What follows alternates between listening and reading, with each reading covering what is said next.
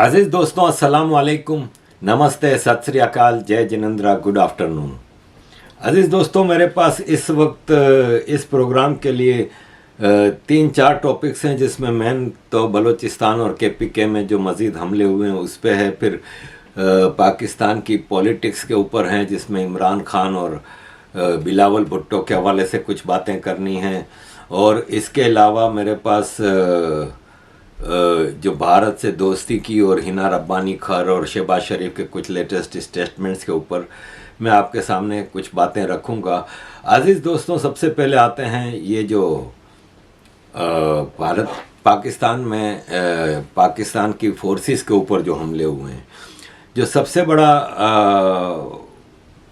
हमला हुआ है ना, वो बलूचिस्तान लिबरेशन आर्मी ने किया है 20 जनवरी को।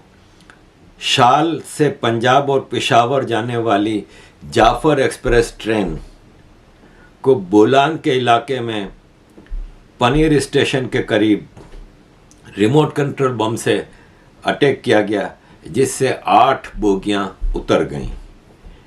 बलूचिस्तान लिबरेशन आर्मी ने इसकी जिम्मेदारी कबूल की है और इन्होंने कहा कि जब जाफर एक्सप्रेस की ट्रेन जा रही थी तो हमें पता चला कि इसकी पहली 5 बोगियों में पाकिस्तान आर्मी की फ्रंटियर कोर के लोग बैठे हुए थे, इसलिए हमने तीसरी बोगी के ऊपर हमला किया बम से और फिर फायरिंग वगैरह करके 10 फ्रंटियर कोर के फौजी मारे गए, 25 से ज़्यादा जख्मी हो गए, जिसके लिए हेलीकॉप्टर लाए गए और हेलीकॉप्टरों से रेस्क्यू ऑपरेशन किया गया।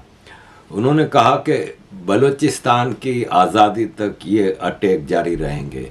इसकी रिपोर्ट पाकिस्तान के मीडिया ने और ISPR ने भी किया है, लेकिन ISPR ने यह कहा है कि कुछ ज़ख्मी हुए हैं और 6 बोगियां उतरी हैं।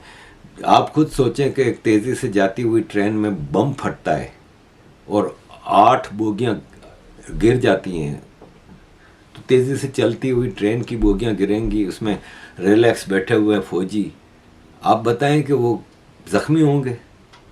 10 मिनिमम मारे गए हैं। इसके अलावा तुर्बत बलूचिस्तान में पाकिस्तानी फोर्सेस के कैंप पे हैंड ग्रेनेड से हमला किया गया और हैंड ग्रेनेड फेंके गए, जिसकी वजह से वहाँ पे और बारूद जो था उनका पाकिस्तान आर्मी की FC की कैंप में, वो सब फट गया।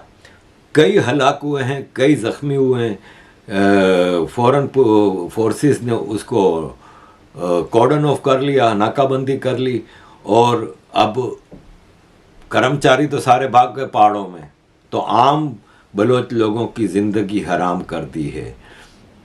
इसके अलावा मस्तूंग डिस्ट्रिक्ट मस्तूंग बलूचिस्तान में पाकिस्तानी फोर्सेस की एक चेक पोस्ट पर हमला किया गया।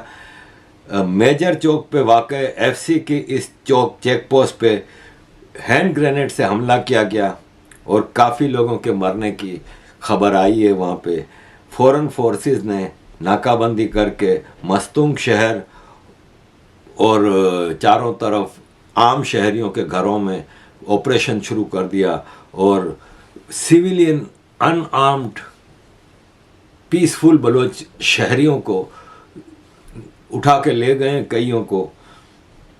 ये कंटिन्यूस सिचुएशन है। KPK वज़ीरिस्तान में मीरान शाह इलाका है, वहाँ से ऑयल कंपनी के 4 कर्मचारियों को अगवा कर लिया गया। शुमाली वज़ीरिस्तान मीरान शाह से ऑयल कंपनी के 4 वर्कर्स को अगवा कर लिया गया। पुलिस और आर्मी कोशिश कर रही है कि उन किडनैप्ड वर्करों को निकाला जाए, उनको आज़ाद कराया जाए। वज़ीरिस्तान के अंगरकली के करीब ये काम हुआ है। अजीज़ दोस्तों, ये सिचुएशन सारी जारी है। इसके अलावा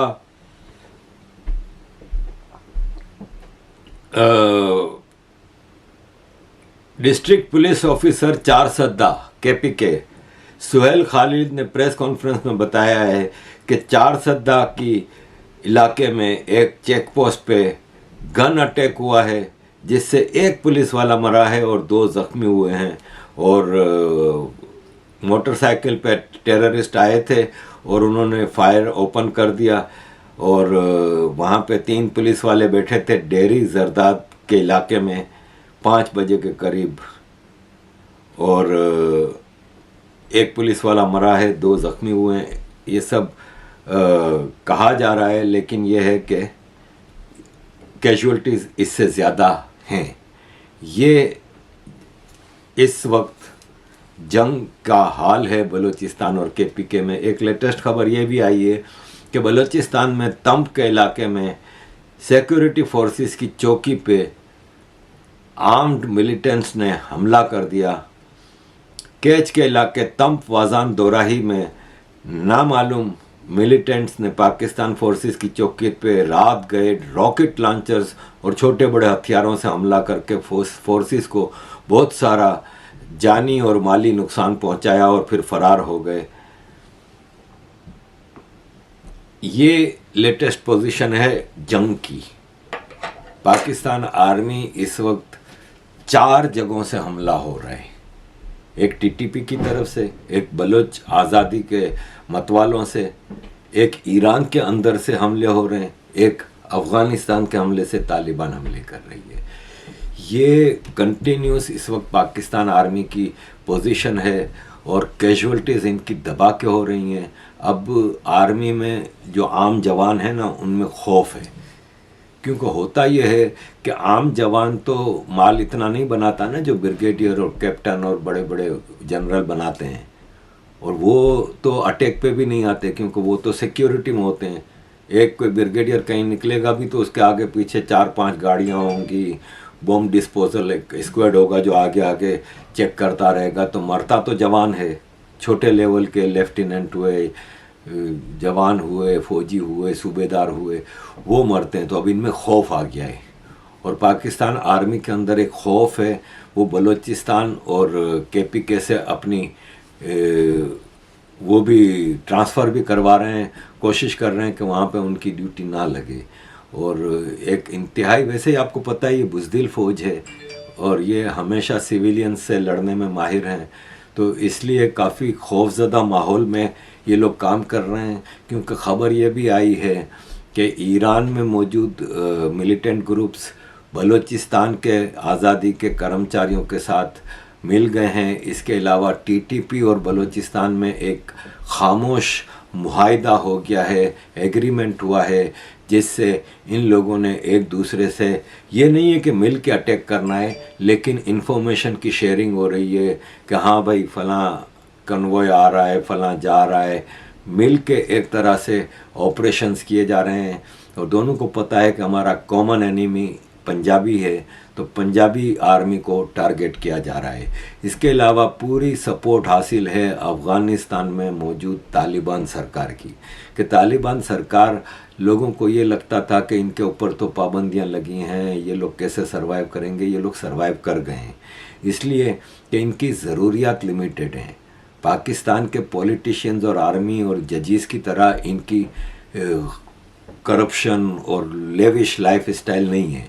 ये गारों में रहने वाले हैं, छोटे छोटे झोंपड़ों में रहने वाले लोग हैं। ये प्याज के साथ रोटी, नमक के साथ रोटी खा के ये 20-25 साल से सरवाइव कर रहे हैं।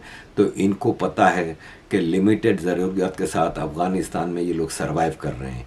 इनका मिलिटेंसी का नेटवर्क बहुत ही स्ट्रॉन्ग है।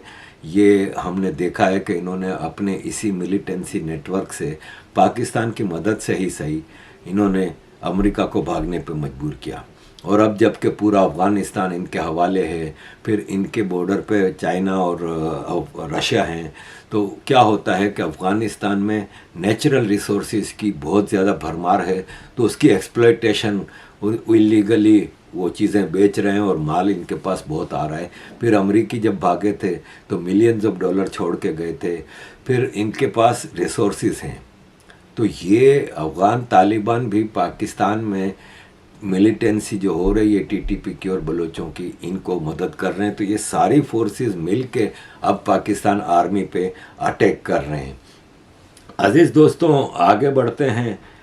बिलावल भुट्टो के बारे में कहूँगा कि बिलावल भुट्टो अभी डेवोस स्विट्ज़रलैंड में गए थे, जहाँ पे सबसे महंगे होटल में अपने इतने बड़े डेलीगेशन के साथ वहाँ रहे और महंगे तरीन ब्रांडेड कपड़े पहने थे उन्होंने उस पूरे पीरियड में।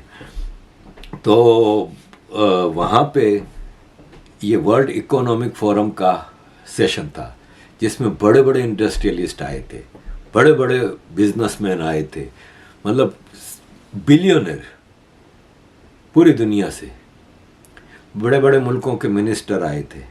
लेकिन वहाँ पे कहा गया है कि बिलावल को बेस्ट ड्रेस्ड पर्सन डिक्लेयर किया गया वर्ल्ड इकोनॉमिक फोरम में।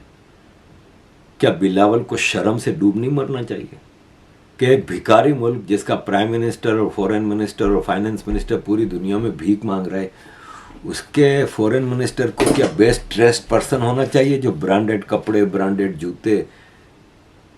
लेकिन इन लोगों को तो शर्म व हया है नहीं ना भाई, ये लोग तो बेगैरत नस्ल से हैं पूरे। तो ये बिलावल वहाँ सूटे मार रहा है। और चले, मैं नहीं कह रहा कि आप सिगरेट नहीं पी सकते हैं, लेकिन यार आप अपने लाइफ स्टाइल को देखें और फिर आप देखें कि आप के मुल्क में लोग आटे के लिए, आपके अपने सिंध में जहाँ पे आप 16 साल से कंटिन्यूस रूल कर रहे हो, कंटिन्यूस, और रिचेस्ट प्रोविंस है पाकिस्तान का सिंध, वहाँ पे लोगों के पास आटा नहीं है खाने को, पानी नहीं है, सबसे बुरे हालात चल रहे हैं इस वक्त सिंध में। जिंदगी अजाब है। आप बेस्ट ड्रेस्ड पर्सन फिर लक्समबर्ग के प्राइम मिनिस्टर के साथ गप्पियां मार रहे हैं। तो लक्समबर्ग का प्राइम मिनिस्टर कहता है कि मुझे पाकिस्तान के मैंगोज बहुत पसंद है। मैं यहाँ स्विट्जरलैंड में हूँ। वज़ीर आज़म लक्समबर्ग मेरे साथ है और मैंने इस साल आम भेजे थे लक्समबर्ग को, और मैं चाह रहा हूँ कि वज़ीर आज़म साहब पाकिस्तानी आम के बारे में अपना राय दें। Hello, I'm in Switzerland at Davos with the Prime Minister of Luxembourg, who we sent Pakistani mangoes to earlier this year, and I would just like him to share with you his experience with Pakistani mangoes. Over to you, Mr. Prime Minister.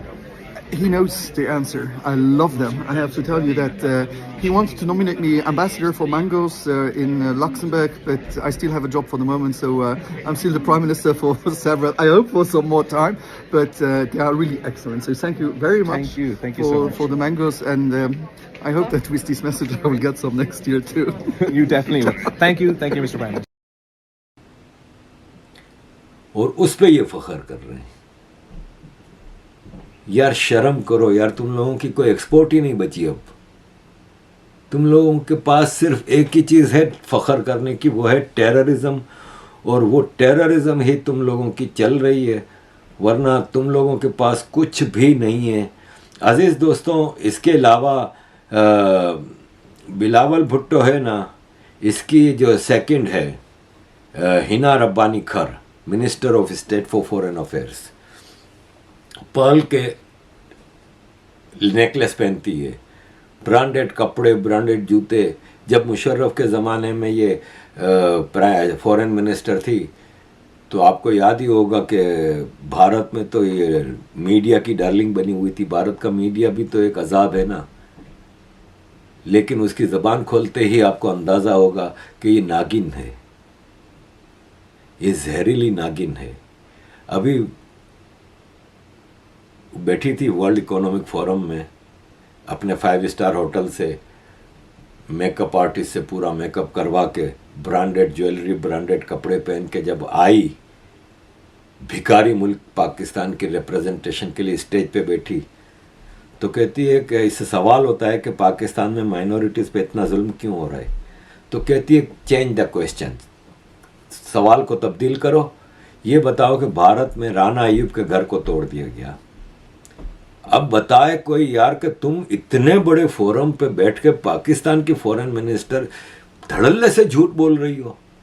खुद राना अय्यूब को नहीं पता कि उसका कौन सा घर टूटा है भारत में। भारत में राना अय्यूब का घर तोड़ दिया गया। फिर एक जगह फरमाती हैं कि एक्चुअली पाकिस्तान है ना, इसकी पार्टनरशिप मोदी के साथ नहीं हो सकती। तुम्हारा प्राइम मिनिस्टर कह रहा है कि हमें भारत के साथ अच्छे ताल्लुकात करने, तुम कहती हो प्राइम मिनिस्टर नरेंद्र मोदी के साथ हमारी पार्टनरशिप नहीं हो सकती।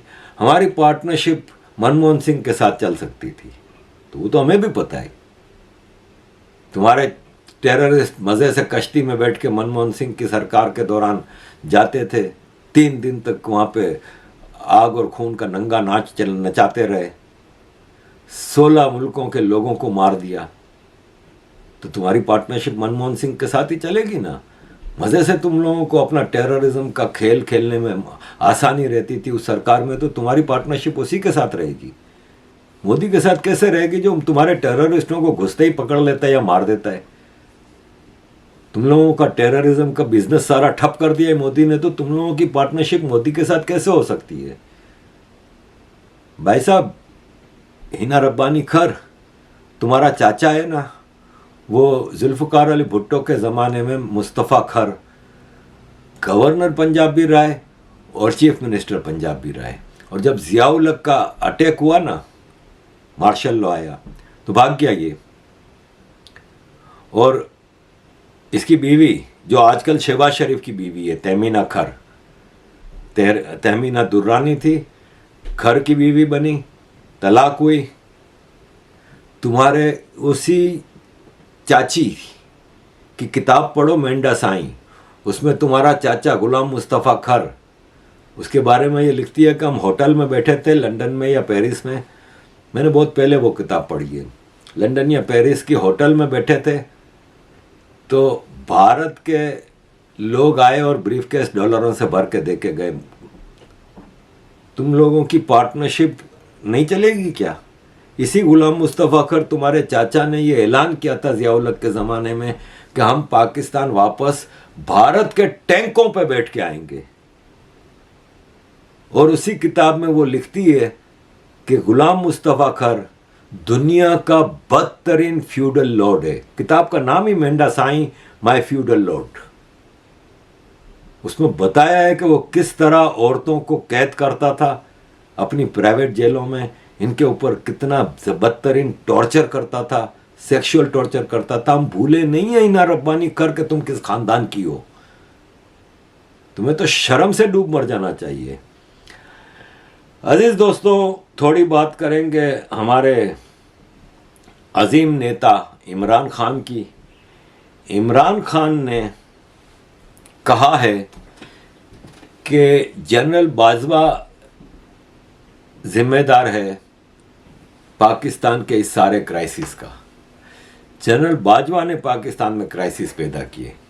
और यही बात नवाज शरीफ ने भी कहा है कि पाकिस्तान के क्राइसिस की जिम्मेदार पागल आदमी जनरल बाजवा और फैज़ हमीद हैं। अब मेरा सवाल ये बनता है कि जब इमरान खान की सरकार थी तो वो तो जनरल बाजवा के आगे बूट चाटता था, उस वक्त क्यों नहीं बोला भाई। सरकार छूटते ही तुमने बोलते हो। फिर नवाज शरीफ ने खुद जनरल बाजवा को आर्मी चीफ बनाया था और इमरान खान ने एक्सटेंशन दी थी, और दोनों रो रहे हैं आज। तो नवाज शरीफ ने जब जनरल बाजवा को आर्मी चीफ बनाया था और जब तक आर्मी चीफ रहा ये, तब तक तो नवाज शरीफ खामोश रहा। जब नवाज शरीफ की सरकार आई, जब इसका भाई प्राइम मिनिस्टर बना पिछले साल मार्च में, उस वक्त भी पाकिस्तान का आर्मी चीफ बाजवा था। क्यों उस वक्त ये लोग नहीं बोले। अब बाजवा निकल गया है तो अब बोल रहे हो। मर्द बनो ना भाई। फिर ये आसिम मुनीर, इसके बारे में अब इमरान खान ने तो बोलना शुरू किया है कि हम समझते थे कि बाजवा के हटने के बाद पॉलिसी चेंज होगी। आज भी आर्मी की पॉलिसी वही है। जब ये हटेगा आसिम मुनीर या नवाज शरीफ की सरकार खत्म होगी, तो फिर ये बोलेंगे कि आसिम मुनीर ने ये कर दिया। मर्द बनो ना, मर्द बनो। कॉन्स्टिट्यूशनली तुम्हारे पास पावर है, रिस्ट्रिक्ट करो आर्मी को। लेकिन नहीं, हिपोक्रेसी टॉप पे है। अजीज दोस्तों, शहबाज शरीफ ने कहा कि हम भारत के साथ दोस्ती करना चाहते हैं, हमने 3 जंगें करके देख ली, कुछ नहीं मिलना, ये है वो है। लेकिन जाहिर है फिर अगले दिन उसका सॉफ्टवेयर अपडेट हुआ, GHQ बुलाया गया और 2 लित्तड़ मारे गए कि भारत से दोस्ती करोगे। भारत से क्यों दोस्ती करेंगे? अगर भारत से दोस्ती करेंगे तो फिर पाकिस्तान से आर्मी की जरूरत खत्म हो जाती है। पाकिस्तान में आर्मी को दुश्मन चाहिए एक, वो है भारत। नवाज शरीफ जब प्राइम मिनिस्टर था 2016-17 में, तो प्राइम मिनिस्टर नरेंद्र मोदी चल के आए थे ना भाई नवाज शरीफ के घर पे लाहौर में। दोस्ती की बात हुई थी, बिजनेस की बात हुई थी। क्या हुआ? अगले दिन पूरे पाकिस्तान में नारे लग गए ना पाकिस्तान आर्मी के लोगों ने कि जो मोदी का यार है गद्दार है, गद्दार है। और नवाज शरीफ को प्राइम मिनिस्टरशिप से हाथ धोना पड़ा।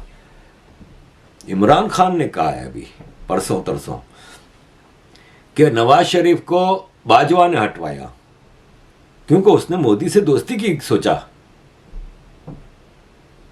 सोच नहीं सकते आप मोदी से या भारत से दोस्ती की। फिर आर्मी क्या करेगी? सब सवाल करेंगे ना कि आपको इतने बड़े मिलिट्री बजट की आर्मी की जरूरत क्या है। तो शहबाज शरीफ को लित्तड़ मारे गए कि चल भाई। तो उसने फौरन आया बाहर। सबसे पहले इसने हिना रब्बानी खर को फोन किया कि चल शुरू हो जा मोदी इंडिया, शुरू हो जा बेशिंग। और खुद उसने कहा कि हम जब तक आर्टिकल 370 हल नहीं ख़त्म नहीं हो जाता और इंडिया कश्मीर के ऊपर अपना फैसला नहीं बदलता तब तक हम इंडिया से नेगोशिएशंस नहीं करेंगे। तो भाई साहब तुम्हें इंडिया वाले कहाँ पूछ रहे हैं कि भाई हमसे दोस्ती करो या वो मरे जा रहे हैं। इसी तरह अभी prime minister, British prime minister Rishi Sunak एक वीडियो बना रहे थे इंस्टाग्राम के लिए। तो गाड़ी में ये बैठे थे, ड्राइवर गाड़ी चला रहा था और वीडियो रिकॉर्ड कर रहे थे। उसमें सीट बेल्ट नहीं बांधा था तो बड़ा हंगामा हुआ और फौरन ब्रिटिश ट्रैफिक डिपार्टमेंट ने उनको फाइन भेज दिया। और ज़्यादा फाइन भेजा कि आप तो प्राइम मिनिस्टर हो, आप अगर कानून तोड़ोगे तो कैसे चलेगा। तो उस पर इमरान खान, देखें ये रूल ऑफ लॉ होता है। अबे काय का रूल ऑफ लॉ? तुम तो सरकार खत्म हो गई थी, इसके बाद अपनी KPK के हेलीकॉप्टरों में घूमते रहे हो। किस किस्म का तुम्हारा रूल ऑफ लॉ भाई? इसकी बीवी बुशरा पीरनी फकीरनी को एजुकेशन डिपार्टमेंट में एडवाइजर की जॉब दी गई थी। बुशरा पीरनी फकीरनी की बहन को इमरान खान की सरकार ने एजुकेशन डिपार्टमेंट में एडवाइजर की जॉब दी गई थी। 8 लाख रुपया महीना सैलरी थी और बाकी बेनिफिट्स अलग, अलाउंसेस और ये और वो। और इस पे असल कहानी ये है कि वो दुबई में जॉब करती थी ऑलरेडी और दुबई से बैठ के पाकिस्तान नहीं आती थी। दुबई से बैठ के वो पाकिस्तान की एडवाइजरी करती थी, यानी सिर्फ पेपर पे थी माल बनाने के लिए। और ये रूल ऑफ लॉ की बात करता है। बुशरा पीरनी फकीरनी की बीवी को अब शहबाज शरीफ ने नौकरी से निकाला। बहन को, पीरनी फकीरनी की बहन को शहबाज शरीफ ने अब नौकरी से निकाला। 8 लाख रुपया सैलरी महीना लेती थी। ये Imran Khan rule of law की बात करता है। ये करप्शन फ्री पाकिस्तान की बात करता है। और इसकी करप्शन की तो बेशुमार कहानियां आती रही हैं। तो अजीज दोस्तों, ये है पाकिस्तान की सूरत हाल। उस पर मैं मज़ीद आपको क्या बोलूं। एक और इमरान खान की करप्शन का स्कैंडल खुला है कि इसके ऊपर डिफेमेशन का केस किया था मुस्लिम लीग नून के कुछ मिनिस्टर्स ने। तो कोर्ट में ये पेश हुआ ना, तो कोर्ट में इसने एक्सेप्ट किया कि मुझे शौकत खानम कैंसर हॉस्पिटल के लिए जो डोनेशंस मिलते थे ना, वो मैंने प्राइवेट हाउसिंग सोसाइटीज में इन्वेस्ट कर दिया था। और मजे की बात देखें कि ये अपनी सारी करप्शन रॉन्ग डूइंग्स को एक्सेप्ट करता जाता है, इसको कोई गिरफ्तार नहीं कर रहा। आप सोचें कि इसकी आज भी आर्मी में, जुडिशियल सिस्टम में, मैंने आपको बताया था कि ज्यादातर जजेस की फैमिलीज, बेटियां, बहुएं, बेटे, दामाद PTI में हैं। इसी तरह आर्मी के कई जनरल्स की फैमिलीज PTI में हैं। इसको कोई गिरफ्तार नहीं कर रहा, ये एक्सेप्ट कर रहा है कि मैंने प्राइवेट हाउसिंग सोसाइटीज में इन्वेस्टमेंट की थी शौकत खानम कैंसर हॉस्पिटल के डोनेशन। ये सबसे बड़ा स्कैम है पाकिस्तान का। Shaukat Khanum billions of rupees, hundreds of billions of rupees का डोनेशन ये जमा करता रहा है। इसके डोनेशन की कैंपेन में इंडियन एक्टर्स भी टॉप के आते रहे हैं। और शौकत खानम हॉस्पिटल डोनेशन पे जमा बना है, डोनेशन पे चल रहा है। आज भी सबसे ज्यादा पाकिस्तान में डोनेशन इसी को मिल रहा है। और कोई फ्री हॉस्पिटल नहीं है, सबसे महंगा हॉस्पिटल है पाकिस्तान का। मुझे कोई बता दे कि वहां पे फ्री इलाज होता हो, सबसे महंगा इलाज है वहां का। इसी कोविड में अगर बाहर 100 रुपए का टेस्ट होता था तो वहां पे 2000 का टेस्ट होता था, इतना फर्क होता था। उसका सबसे महंगा इलाज है और चलता डोनेशन पे। वो डोनेशन इमरान खान की अय्याशियों पे चलते हैं, सारा इसके अय्याशियों में चल रहा है। जुए खाने में इसने हारे हैं, ये सब चीजें रिकॉर्ड पे मौजूद हैं। हाउसिंग सोसाइटीज में इन्वेस्टमेंट कर रहा है। अजीज दोस्तों, लंबी हो गई है तो आखिर में मैं एक पॉइंट पे आऊँगा कि केपीके और पंजाब असेंबलीज डिसॉल्व हो चुकी हैं। केपीके में एक रिटायर्ड ब्यूरोक्रेट आजम खान को केयर टेकर चीफ मिनिस्टर बनाया गया है। केयर टेकर चीफ मिनिस्टर का क्राइटेरिया ये होता है कॉन्स्टिट्यूशन में कि जो चीफ मिनिस्टर आउटगोइंग है वो और अपोजिशन लीडर की दोनों के मशवरे पे होगा। तो उधर एग्री हो गए थे दोनों। अपोजिशन वहाँ पे फजलुर रहमान के दुर्रानी साहब हैं जो एक्स CM हैं, और पीटीआई की अपनी सरकार थी। इन दोनों ने मिल के फैसला किया और इलेक्शन कमीशन को नाम भेजा कि ये आजम खान एक रिटायर्ड ब्यूरोक्रेट है, गुड रेपुटेशन, हो गया मामला। पंजाब के लिए पीटीआई ने जो नाम दिए थे वो एंटी शरीफ खानदान और एंटी जरदारी थे। तो पंजाब में ओपोजिशन लीडर शहबाज शरीफ के बेटे हैं, उन्होंने रिफ्यूज़ कर दिया। उन्होंने कहा हमें ये नाम नहीं कबूल। इन्होंने नून लीग ने अपने नाम दिए, वो पीटीआई ने रिफ्यूज़ कर दिए।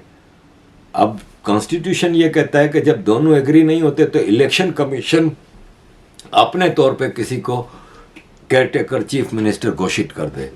तो जब ये दोनों का फैसला नहीं हो रहा था तो इलेक्शन कमीशन ऑफ पाकिस्तान ने मोहसिन रजा नकवी को पंजाब का केयरटेकर चीफ मिनिस्टर घोषित कर दिया। इस पे हंगामा खड़ा कर दिया है पीटीआई ने कि ये तो नून लीग और जरदारी का बंदा है, ये तो हमें इलेक्शन जीतने नहीं देगा, तो हमें ये कबूल नहीं है।